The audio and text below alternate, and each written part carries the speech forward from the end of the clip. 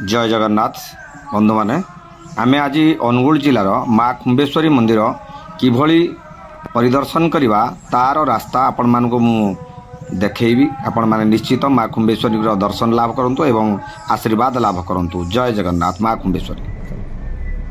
जय जगन्नाथ सांग माने किपरि आज आपण माने खुम्बेश्वरी माँ खुम्बेश्वरी परिदर्शन करेंगे। बर्तमान आज आम आपको देखू NH 55 रो बड़ हिंसर ये देखुले बोर्ड थिला ता आगु अच्छी विमल बेड़ा आ बड़ हिंसर ये आम खुम्बेश्वरी की रास्ता देखुवे पूरा एरो मार्क दि जाइए। बड़ हिंसर छक रू गाँ भीतर को जीवे। गाँ भीतर को मात्र बेसी समय लगे ना। आपण मानक देखुंत केते सुंदर भाव में ये गाँ को अतिक्रम करेंगे। धीरे धीरे माँ का पाखरे पहुँची जीवे। अति सुंदर मनोरम दृश्य देखिपे गाँव दृश्य ये पाख दे आपण मैंने आसवे। आगरे माँ खुम्बेश्वरी देखिए माँ खुम्बेश्वरी को एवं माँ खुम्बेश्वरी आशीर्वाद लाभ करेंगे। ठाकुराणी जारी रही आम आपण मानक देखु संपूर्ण भाव में किभली भाव में माँ खुम्बेश्वरी पाखे पहुँचे एवं माँ खुम्बेश्वरी का दर्शन करेंगे। अति सुंदर भाव में देखुए ये रही विमलबेड़ा गाँ अतिक्रम कर सारा पर आसो बड़ हिंसर। ये बर्तमान विमलबेड़ा गाँ जारी रही ग्राम अतिक्रम करा जाउछि। सुंदर रास्ता मध्य रही ग्राम रास्ता लोक टिके रहउछंती कहीं ग्राम रे जीवासिया समय टिके देखि करी जीवाको हेबो। धीरे सुस्थ करी देखुथिबे कि सुंदर रास्ता। एठी गोटे ट्रांसफार्मर टी अछि ता आगे को रहिला बड़ हिंसर ग्राम। एठी आमे पहुँचले बड़ हिंसर ग्राम रे। बड़ हिंसर ग्राम अतिक्रम कर सारा यथाशीघ्र पहुँची जावा। देखुए केमिति रास्ता पूरा आपन को भल भाव में दर्शा जाऊँगी। लेफ्ट साइड जावा एठू बाम पाखरे जावा।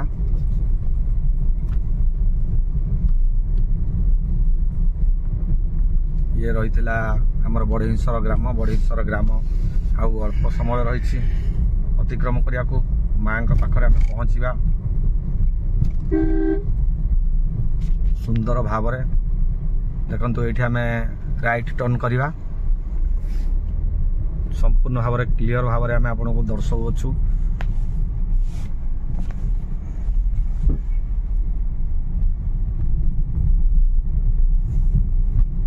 ये अंगनवाड़ी केन्द्र रही बड़ हिंसर ग्रामर।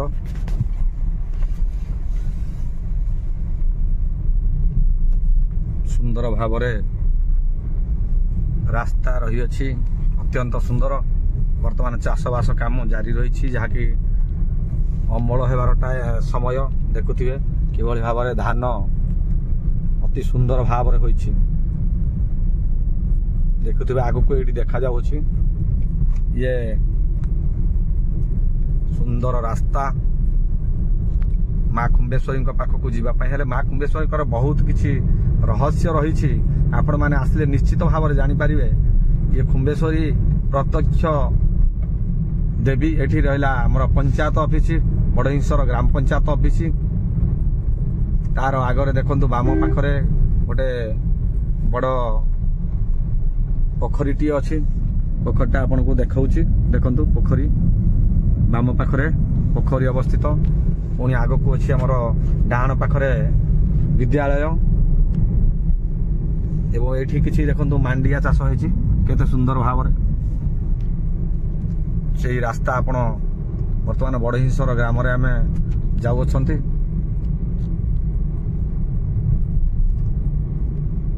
देखिपे सुंदर रास्ता माँ पाखक जावाई। सुंदर अति सुंदर रास्ता। खुम्बेश्वरी पूजा जिते हुए लक्ष लक्ष भक्तों समागम होता है। ଏ ଖୁମ୍ବେଶ୍ୱରୀ ମାଙ୍କର ପୀଠ ଲକ୍ଷ ଲକ୍ଷ ଭକ୍ତଙ୍କ ସମାଗମ ହୋଇଥାଏ, ଯାହାକି ଆମର ବର୍ଷର ପ୍ରାରମ୍ଭରେ ଏବଂ ମକର ଦିନ ମଧ୍ୟ ବଡ଼ ଧୁମଧାମର ସହିତ ପୂଜା ହୋଇଥାଏ। ଏଠି କାର୍ତ୍ତିକେଶ୍ୱର ପୂଜା ଚାଲିଛି ରାସ୍ତା ମଝିରେ, ଯୋଉଟାକି ବର୍ତ୍ତମାନ ଚାଲିଛି, କିନ୍ତୁ ଆପଣମାନେ ଯେତେବେଳେ ଆସିବେ ଆଉ ଚାଲିନଥିବା ଆମ ପାଇଁ ମଧ୍ୟ ରାସ୍ତା ରହିଛି।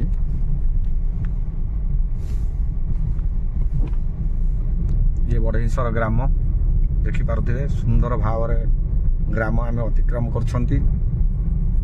ଯେଉଁ ବନ୍ଧୁମାନେ ପର୍ଯ୍ୟଟକ ବନ୍ଧୁମାନେ ଓଡ଼ିଶା ବାହାରୁ କିମ୍ବା ଅନ୍ୟ ଅନ୍ୟ ଜିଲ୍ଲାରୁ ଆସିବେ ତାଙ୍କ ପାଇଁ ଏ ଭିଡ଼ିଓଟି ଅତ୍ୟନ୍ତ ଗୁରୁତ୍ୱପୂର୍ଣ୍ଣ ରହିବ। ରାସ୍ତା ଖୋଜିବାକୁ ପଡ଼ିବ ନାହିଁ। ଏହି ଭିଡ଼ିଓଟିକୁ ଆପଣମାନେ ଦେଖିପାରିଲେ ନିଶ୍ଚିତ ଭାବରେ ଜାଣିପାରିବେ ଯେ ଖୁମ୍ବେଶ୍ୱରୀକୁ କେଉଁ ରାସ୍ତା ଦେଇଗଲେ ଉତ୍ତମ ମାନର ହେବ ଏବଂ ଆମେ ମା ଖୁମ୍ବେଶ୍ୱରୀଙ୍କ ଦର୍ଶନ କରିପାରିବୁ ଏବଂ ସେଇଠି କ'ଣ କ'ଣ ସବୁ ସୁବିଧା ରହିଛି ସେଇ ଜିନିଷ ମଧ୍ୟ ଆମେ ମଧ୍ୟ ଆପଣଙ୍କୁ ଏହି ଭିଡ଼ିଓ ମାଧ୍ୟମରେ ଜଣାଇବୁ। ଅତି ସୁନ୍ଦର ଦେଖିପାରୁଥିବେ, ସେଠି ସୁନ୍ଦର ଗୋଟିଏ ପଥର ରହିଛି, ତା ବିଷୟରେ ମଧ୍ୟ ଆପଣଙ୍କୁ ଆମେ ଜଣାଇବୁ। ଗୋଟିଏ ବିଶାଳକାୟ ପଥର ଲମ୍ବା ପଥରଟିଏ ଲମ୍ବିଛି ସେଇ ପାହାଡ଼ରେ, ଯେଉଁଟାକି ପୂର୍ବରୁ ଆମେ ଶୁଣିଥିଲୁ ସେଠି ଏକ ବିଶାଳ ସାପ ଥିଲା। ମା ଠାକୁରାଣୀଙ୍କର କୋପ ପଡ଼ିବା ପରେ ସେ ସାପଟି ବିଶାଳକାୟ ପଥର ପାଲଟି ଯାଇଛି ବୋଲି ଯାହା ଶୁଣିବାକୁ ମିଳୁଛି ଏବଂ ପୂର୍ବପୁରୁଷ ମାନେ କହି ଯାଇଛନ୍ତି ବୋଲି ସେଇ ଆମର ନନା ଯିଏ ଅଛନ୍ତି ସେଠି ପୂଜାରୀ ସେ କହୁଥିଲେ। ଦେଖନ୍ତୁ ଏଇ ରାସ୍ତାରେ ଗଲାବେଳେ ଗୋଟିଏ ପାଣି ଟାଙ୍କି ପଡ଼ିବ, ଗୋଟେ ବସୁଧାର ବଡ଼ ପାଣି ଟାଙ୍କିଟିଏ ରାଇଟ୍ ସାଇଡ୍ରେ ଅଛି ବା ଡାହାଣ ପାର୍ଶ୍ୱରେ, ଏକ ଟ୍ରାନ୍ସଫର୍ମର ମଧ୍ୟ। ତାପରେ ପରେ ଆମେ ଆଉ ଅଳ୍ପ ସମୟ ମଧ୍ୟରେ ଆମେ ପହଞ୍ଚିଯିବା ମାଙ୍କର ପୀଠସ୍ଥଳୀକୁ। ମାତ୍ର ଅଳ୍ପ ସମୟ, ସୁନ୍ଦର ରାସ୍ତା ରହିଛି ଦେଖିପାରୁଥିବେ। ଆମେ ନନ୍ଷ୍ଟପ୍ ଆପଣମାନଙ୍କୁ ବର୍ତ୍ତମାନ ଏହି ସ୍ଥାନ ଜଣାଉଅଛୁ, ଦର୍ଶାଉଅଛୁ, ଦେଖାଉଅଛୁ, ଆପଣମାନେ ଦେଖିପାରୁଥିବେ। ନିଶ୍ଚିତ ଭାବରେ ଓଡ଼ିଶା ବାହାରୁ କିମ୍ବା ଆମର ଅନ୍ୟ ଜିଲ୍ଲାରୁ ଯେଉଁ ପର୍ଯ୍ୟଟକ ଯେଉଁ ଭକ୍ତ ବନ୍ଧୁମାନେ ଆସିବେ ତାଙ୍କ ପାଇଁ ଏହି ଭିଡ଼ିଓଟି ନିଶ୍ଚିତ ଭାବରେ ଗୁରୁତ୍ୱପୂର୍ଣ୍ଣ ହେବ, ଯାହାକି ସେମାନେ ଅତି ସହଜରେ ମାଙ୍କର ଦର୍ଶନ କରିପାରିବେ ଏବଂ ଆଶୀର୍ବାଦ ନେଇପାରିବେ। ଦେଖିପାରୁଥିବେ ଉଭୟ ପାଖ ଜଙ୍ଗଲରେ ପରିପୂର୍ଣ୍ଣ ରହିଛି। ରାସ୍ତା ମଝିରେ ଆମେ ବର୍ତ୍ତମାନ ରାସ୍ତାଟିଏ ତିଆରି ହୋଇଛି ଯେଉଁଥିରେ ଆମେ ଯାଉଅଛୁ। ଦେଖନ୍ତୁ କେତେ ସୁନ୍ଦର ପରିବେଶ, ଅତ୍ୟନ୍ତ ସୁନ୍ଦର ପରିବେଶ। ରାସ୍ତା ଗୋଟିଏ ରାସ୍ତା ପଡ଼ିଛି, ନିଶ୍ଚିତ ଭାବରେ ଆପଣମାନେ ଆସିପାରିବେ।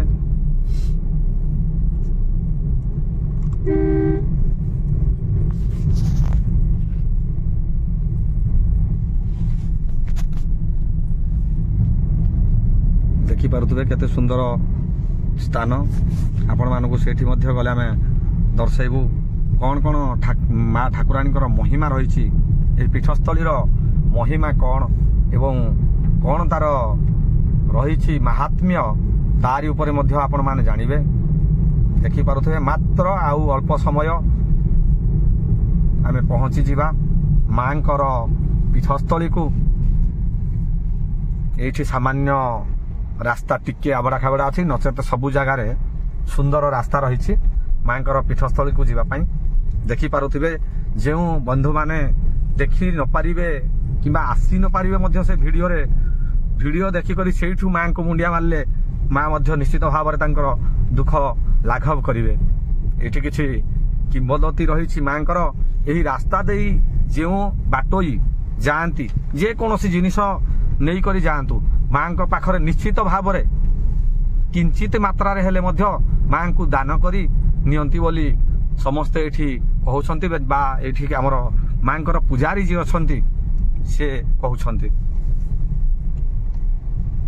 ଆମେ ପୂଜାରୀଙ୍କର ମଧ୍ୟ ଆପଣଙ୍କୁ ଶୁଣେଇବା ଟିକେ ପୂଜାରୀ କ'ଣ କହିବେ, ଆମେ ନିଶ୍ଚିତ ଭାବରେ ଆପଣଙ୍କୁ ଜଣେଇବୁ। ଦେଖନ୍ତୁ କିଭଳି ଭାବରେ ରାସ୍ତା, ସୁନ୍ଦର ଭାବରେ ରାସ୍ତା ମାଙ୍କ ପୀଠକୁ ଲାଗି ରହିଛି। ଇଏ ହେଉଛି ମା ଖୁମ୍ବେଶ୍ୱରୀଙ୍କର ପୀଠକୁ ରାସ୍ତା। ଆଉ ମାତ୍ର ଅଳ୍ପ ସମୟ ଆପଣମାନଙ୍କୁ ଦେଖାଇବୁ ମାଙ୍କର ପୀଠସ୍ଥଳୀର ଆସ୍ଥାନ, ଯେଉଁଠି ମା ବିରାଜମାନ କରିଛନ୍ତି ମା ଖୁମ୍ବେଶ୍ୱରୀ। ଦେଖନ୍ତୁ କିଭଳି ଭାବରେ ଏକ ବିଶାଳକାୟ ପାହାଡ଼ ରହିଛି, ସୁନ୍ଦର ଭାବରେ ମନୋରମ ଦୃଶ୍ୟ। ଉଭୟ କୂଳରେ ପାହାଡ଼ ମଧ୍ୟରେ ରାସ୍ତାଟି ଯାଇଛି। ଧୀରେ ଧୀରେ ଯାଆନ୍ତୁ ଭାଇ, ଆମେ ଏଠୁ ହୋଟେଲଟିଏ ଦେଖେଇବା। ଏଠି ଦେଖନ୍ତୁ ଗୋଟିଏ ହୋଟେଲ ମଧ୍ୟ ଅଛି, ଆପଣମାନେ ଏଠି ସୁସ୍ୱାଦୁ ଖାଦ୍ୟ ମଧ୍ୟ ଖାଇପାରିବେ। ଯେଉଁ ବନ୍ଧୁମାନେ ଆସିବେ ଏଠି ଖାଇବାର ବ୍ୟବସ୍ଥା, ଯାହାକି ଏଠି ଗୋଟିଏ ହୋଟେଲ ମଧ୍ୟ ରହିଛି। ଧୀରେ ଧୀରେ ଯିବା, ଆମେ ଦେଖି ଦେଖି କରି ଯିବା। ଦେଖୁଥିବେ, ସ୍ଲୋ ଟିକେ କରିବେ ଭାଇ। ଆମେ ସିଧା ଗଲେ ଉପରକୁ ଗଲେ ମାଙ୍କ ପୀଠ, ଡାହାଣକୁ ଗଲେ ଏକ ପାର୍କ ରହିଛି।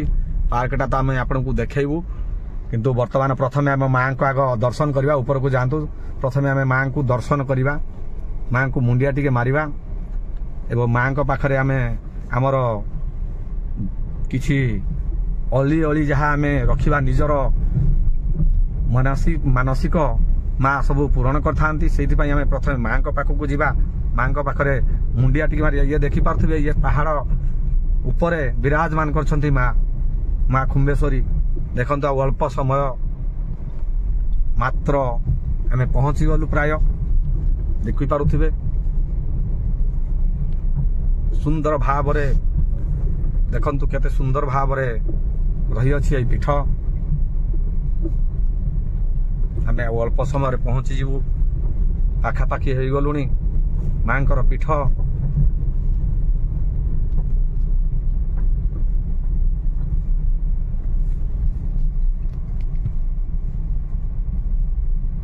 ଦେଖନ୍ତୁ ସୁନ୍ଦର ଭାବରେ କେମିତି ଜାରି ରହିଛି କାର୍ଯ୍ୟକ୍ରମ। ମାଙ୍କର ଆସ୍ଥାନକୁ ସଫାସୁତୁରା କରୁଛନ୍ତି କିଛି ଭକ୍ତ। ଆମେ ଏଇଠି ମାଙ୍କର ପୀଠକୁ ବର୍ତ୍ତମାନ ପହଞ୍ଚିଗଲୁ। ଇଏ ଥିଲା ଆମର, ଏଠି ଆମେ ରହିଲେ, ଆମର ଇଏ ରହିଲା ମାଙ୍କର ପୀଠ। ଆମେ ବର୍ତ୍ତମାନ ଗାଡ଼ିରୁ ଓହ୍ଲେଇବା ଆଉ ପୀଠକୁ ଆମେ ଦେଖିବା, ମାଙ୍କର ପୀଠ ପରିଦର୍ଶନ କରିବା। ଦେଖିପାରୁଥିବେ, ଇଏ ହେଲା ଆମର ମାଙ୍କର ପୀଠ, ମା ଖୁମ୍ବେଶ୍ୱରୀ। ଇଏ ପ୍ରତ୍ୟକ୍ଷ ଠାକୁରାଣୀ ମା ଖୁମ୍ବେଶ୍ୱରୀ। ଦେଖିପାରୁଥିବେ, ପ୍ରତ୍ୟକ୍ଷ ଠାକୁରାଣୀ ମା ଖୁମ୍ବେଶ୍ୱରୀଙ୍କ ପୀଠ ଏଇଠି ରହିଛି। ଦେଖିପାରୁଥିବେ ସୁନ୍ଦର ଭାବରେ ମାଙ୍କର ପୀଠରେ ବିରାଜମାନ କରିଛନ୍ତି ଖୁମ୍ବେଶ୍ୱରୀ ମା ଖୁମ୍ବେଶ୍ୱରୀ। ଏବଂ ଯେଉଁଠିକି ଏହି ରାସ୍ତା ଦେଇ ଯାଇଛି ପଥରଗଡ଼କୁ ରାସ୍ତା, ଏଇ ପାଖ ଜଙ୍ଗଲକୁ ମଧ୍ୟ ରାସ୍ତା ଅଛି, ଯାହାକି ଏ ପାଖେ ଯେଉଁ ବାଟୋଇ ଏଇ ମାଙ୍କ ରାସ୍ତା ଦେଇ ଯାଆନ୍ତି, ମାଙ୍କୁ ସୁମରଣା କରି ତାଙ୍କର ମନସ୍କାମନା ପୂରଣ ହୋଇଥାଏ। ଏବଂ ଏଇଠି ଯେଉଁଟା ଆପଣମାନଙ୍କୁ ମୁଁ କହୁଥିଲି, ଏଇ ଗୋଟେ ଜିନିଷ ଯେଉଁଟାକି ପଥର, ଦେଖନ୍ତୁ ଏଇ ଯେଉଁ ପଥର ରହିଛି, ଏଇ ପଥରଟି ଏଠି ଝରଣାଟିଏ କୁଳୁ କୁଳୁ ନାଦରେ ବହିଯାଉଛି, ଆପଣମାନଙ୍କୁ ମଧ୍ୟ ଦେଖାଇବୁ। ଏବଂ ସେ ଯେଉଁ ପଥର ରହିଛି, ପଥରର ଏଠିକାର ମାହାତ୍ମ୍ୟ ଠାକୁରାଣୀଙ୍କର ରହିଛି ଯେ ଏଠି କ'ଣ ଆଗରୁ ଗୋଟିଏ ସାପ ଥିଲା, ଯାହାକି ଆସିକରି ମାଙ୍କ ପାଖକୁ ଆସିଲା ଏବଂ କୌଣସି କାରଣବଶତଃ ମାଙ୍କର ତା ଉପରେ କୁପଦୃଷ୍ଟି ପଡ଼ିବାରୁ ସେ ଏକ ବିଶାଳକାୟ ପଥରରେ ପାଲଟି ଯାଇଛି ବୋଲି, ଯାହାକି ଏଠି ପୂର୍ବପୁରୁଷ ଲୋକମାନେ ଯେଉଁମାନେ କି କହିଯାଇଛନ୍ତି। ଏବଂ ଆମ ପାଖରେ ଯେଉଁ ଥିଲେ ଏଠି ରହୁଛନ୍ତି ମାଙ୍କର ଯିଏ ପୂଜାରୀ ମଧ୍ୟ କହୁଛନ୍ତି। ଦେଖନ୍ତୁ ଏଇ ଗୋଟେ ବିଶାଳ ପାହାଡ଼ ଲାଗି ରହିଛି, ଆଖି ପାଉନାହିଁ। ଏଇ ଯେଉଁ ପଥରଟି ରହିଛି ଆଖି ପାଉନାହିଁ, କିନ୍ତୁ ସେ ପଥର ଲାଗି ରହିଛି। ଏବଂ ଆପଣମାନଙ୍କୁ ଏଇ ପଥର ମଧ୍ୟ ଦେଖେଇବୁ ଆମେ, କେତେ ବଡ଼ ପଥର, ନହେଲେ ଆପଣ କହିବେ ଯେ ନିଶ୍ଚିତ ଭାବରେ ମିଛ କହୁଛନ୍ତି ବୋଲି। ଦେଖନ୍ତୁ ସେ ପଥର କୁଳୁ କୁଳୁ ନାଦରେ ଜର୍ଜରିତ ହେଉଛି ଏହି ଝରଣାଟି। ଏହି ଝରଣା ଗୋଟିଏ ସୁନ୍ଦର ଝରଣାଟିଏ। ଦେଖନ୍ତୁ କିଭଳି କୁଳୁ କୁଳୁ ନାଦରେ ଏହି ଝରଣାଟି ବହିଯାଉଛି ପାଣି। ଆପଣଙ୍କୁ ସୁନ୍ଦର ଭାବରେ ସେହି କୁଳୁ କୁଳୁ ନାଦର ଝରଣା ମଧ୍ୟ ଆମେ ଦେଖେଇବୁ। ଦେଖନ୍ତୁ କୁଳୁ କୁଳୁ ନାଦରେ ସେହି ଝରଣା କେମିତି, ଝରଣାର ପାଣି କୁଳୁ କୁଳୁ ନାଦରେ ବହିଯାଉଅଛି। ये रही आमर माँकर आस्थान केबे मध्य एही झरणाटी केबे मध्य सुखे नहीं। ये गोटे बड़ महात्म्य रही ठाकुराणीकर। ये झरणार देखिपे पानी सबुदिने ये झरणार पानी बही थाए, कौन सी दिन मध्य सुखी न थाए, सबुदिने झरु थाए। ये ठाकुरंकर बा ठाकुराणीकर आस्थान होइथिबारु माँकर रही आस्थान से बोधहुए माँकर आशीर्वाद रही से बोधहुए पानी केबे सुखे नहीं। ये पत्थरटा को देखिपे ये पत्थर लंबा केते पर्यंत आमे तो जानी ना, किंतु जो भक्त ये आसी था जेते दूर जाई थांती कहती कि से पत्थरटा सरी नहीं बोली। देखिपे ये पत्थर केते लंबा लंबी छी। आमे आपन को तथापि किछि दूर पर्यंत आपन को नहीं जीवु। देखंतु आमे आगो को माड़ी चलुथु, बेसी दूर जाई हबनी, भय लगुच केउठी कौन थिबो, किंतु माँ को आस्थान कौन प्रकार असुविधा हम ना निश्चित भाव में। आउ मु माँकर गोटे बड़ भक्त, आपण मैंने जानी जयंत कहले समस्ते जानती आखपाखर जे माँकर जदि मु आसे केतबेले मते समय मिले ना मु माँ पाखक यथाशीघ्र पलि आसे माँ खुम्बेश्वरी पाखक। देखंतु आग को जाई हबनी, ये बहुत बड़ पत्थरटे। आउ आपन को से जो झरणा आउ थोड़े देखेबी एवं समस्त को आम अनुरोध निश्चित करवा जे जदि आपण मैंने माँ पीठस्थली को आसवाई चाहूँगी निश्चित भाव में कौन प्रकार असुविधा हे ना। आपण मैंने आसी निश्चित भाव में थरे बुलिकी माँ आशीर्वाद नहीं जातु। एवं ये जो रही पर्यटन स्थली मान्यता पाई। देखु ये जो पानी रही केबे मध्य ये पानी झरणारू सुखे नहीं। आपन को देखेबी केमती कुलुकुलु नादरे से पानी बही जाउछि। आपन को देखौछि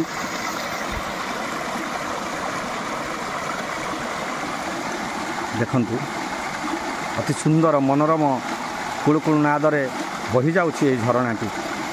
ए झरणारे केबे मध्य पानीटी सुखी नहीं। जहा हो माँ ठाकुराणीकर आशीर्वाद रही एवं आखपाख अंचलर अनेक भक्त विभिन्न प्रकार मानसिक करी माँ पाखरे आसी पूजार्चना करती। ये एक बड़ विचित्र स्थान जहाँकि माँ खुम्बेश्वरी पीठ देखिपे। ये पीठर जो झरणा रही ए झरणाटी बहुत लंबा लंबी देखिपे। आउ देखिपे आज्ञा निश्चित भाव में। एवं ये आसवाई यहाँ गोटे रास्ता देखु से गोटे रास्ता पाखरे नलकूटी अच्छी से मंदिरर डाहाण पार्श्वर। पुणी आम आपन को देखू से पाखरे रही जो आमर रही आमर पारिपार्श्वर विभिन्न प्रकार सुंदर भाव में पार्क टीए एवं एक गाधोयापाई पानी पोखरी गोटे बड़ पोखरीटे रही। आपण मैंने जो मैंने आसवे एठी कौन प्रकार असुविधा नहीं, विभिन्न प्रकार सुविधा रही। आसिले से गाधपाधा करेंगे बा स्नान करी माँ दर्शन करें। पिजुली गछ रही पूरा भरपूर पिजुली रही माँ प्रांगण में। देखो पूरा सुंदर भाव में आपको पिजुली गुड़िक देखा देखिपे फल पुष्पर पूरा आच्छादित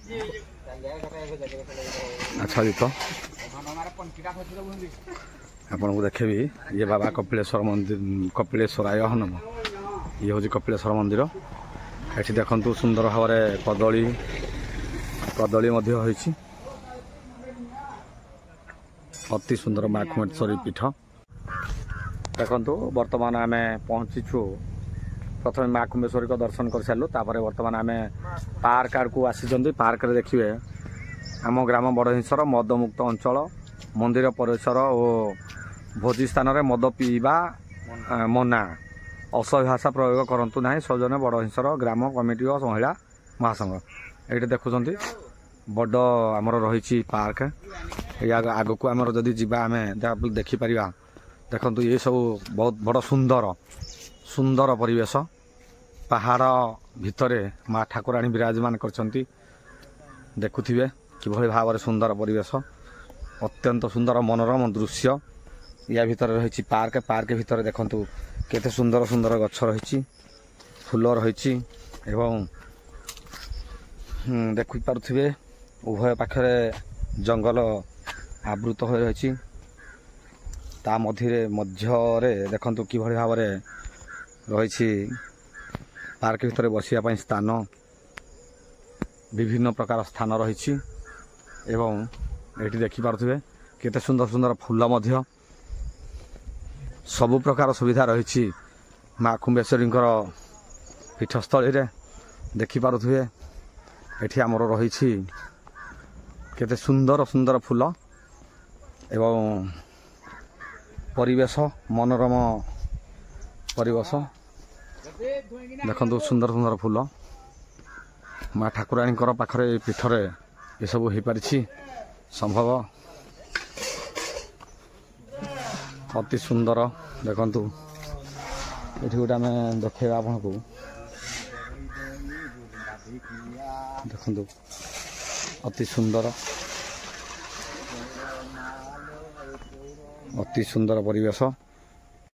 परिवेश जंगल मध्य माँ खुम्बेश्वरी विराजमान आपन को सब चतुर्पार्श्व बुलाई देखौछि देखि पारथिबे काम जारी रही आउ किसी उन्नत घरर नूतन निर्माण रही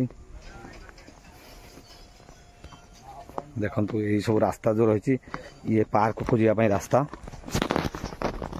तार पाख पार्श्व रही गोटे सुंदर पोखरी सुंदर भाव निर्मित होती पार्कर किसी अंश आपन को देखाई एबे आउ टिके ऊपर रही मुझे देखदेवी देखंतु सुंदर अत्यंत सुंदर मनोरम परिवेश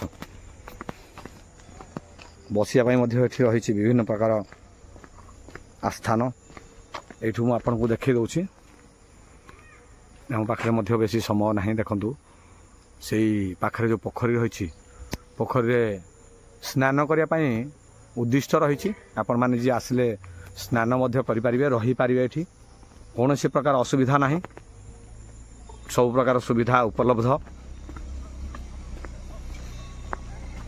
देखि पारुथिबे केते सुंदर परिवेश सुंदर तृप्तिर अवसद नाही जेते देखुथले नुआ दिसुथाई ये होछि माँ खुम्बेश्वरी पीठ जहाँ कि माँ आशीर्वाद सत्वे यही स्थानटी अति उत्तम भाव परिगणित होइछि जहाँ कि पर्यटन स्थली रूप में जो बंधु मैंने आसी ना निश्चित भाव में आसतु यही पर्यटन स्थली को बुली देखंतु एवं माँ आशीर्वाद लाभ करंतु तत्सहित आम जिला तथा आम राज्यर अनेक कोण अनुकोणर लक्ष लक्ष भक्तों समागम हुए एवं परिशेष में मुझ समस्त को अनुरोध करी निश्चित भाव में यही जगह को आसबे एवं बाहर राज्य हेले मध्य किभली भाव में आसबे मु सबू आमर भिडियो रे ब्लॉग रे सबू किछि दर्शाई निश्चित भाव में देखिए मोर